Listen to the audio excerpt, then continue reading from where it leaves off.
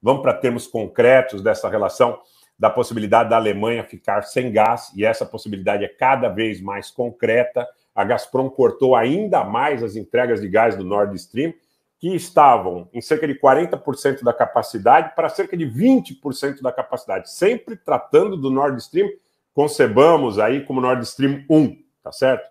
O Nord Stream operacional estava com 40% da capacidade, agora vai para 20% da capacidade, e isso vem praticamente no momento em que a União Europeia acusa a Rússia de recorrer à chantagem energética.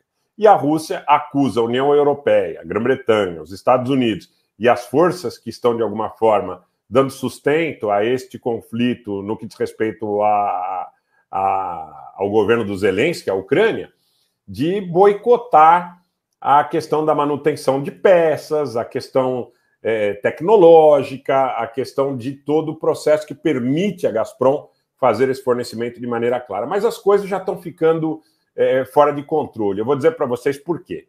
A Gazprom reduziu esse fornecimento de 40% para 20%, e a Europa chama de chantagem energética.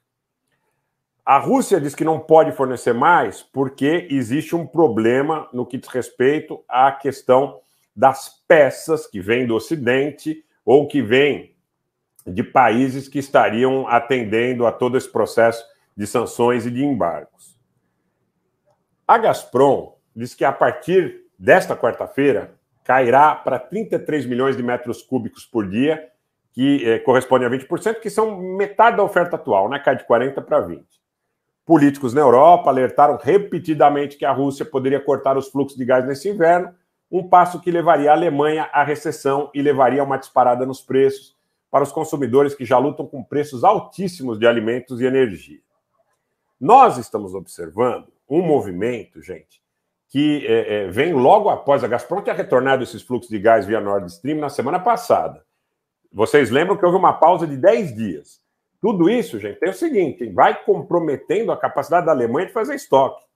Primeiro, eles cortam o fornecimento por 10 dias, eles dizem que isso aí é uma questão de manutenção.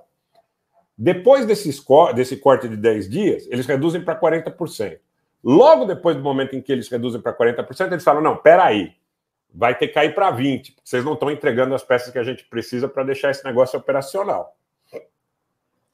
Isso tudo vai fazendo com que você tenha aí, tradicionalmente, novembro, o mês de novembro, você tem aí, tradicionalmente, o mês de novembro, é um mês, até em função da questão do inverno europeu e tudo mais, dos excessos da majoração da demanda, você tem aí, teoricamente, esquecendo o período de conflito, o momento em que os países, por exemplo, a Alemanha, tem que estar com o... É como se você tivesse aí um reservatório de água aqui para atender as populações, a demanda de água aqui no Brasil, no período do verão.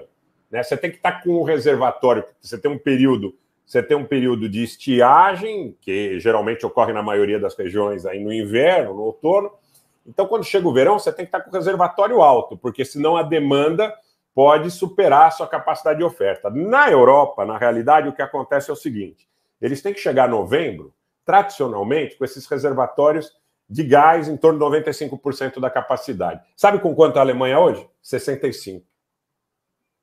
A Alemanha está com 65%, com um fluxo de 20% do normal no Nord Stream, sem ter quaisquer condições ou capacidades. Ah, mas o GNL, o gás de xisto, os Estados Unidos vão mandar da Flórida, né? Eles estão colocando aí as estações flutuantes. Vocês sabem quanto tempo demora para que eles possam concluir de maneira efetiva a construção desses reservatórios para receber e comprar um gás muito mais caro, diga-se de passagem, porque aí também não tem inocente, gente. Aí não tem criança, aí não tem menino, aí não tem bobinho, não.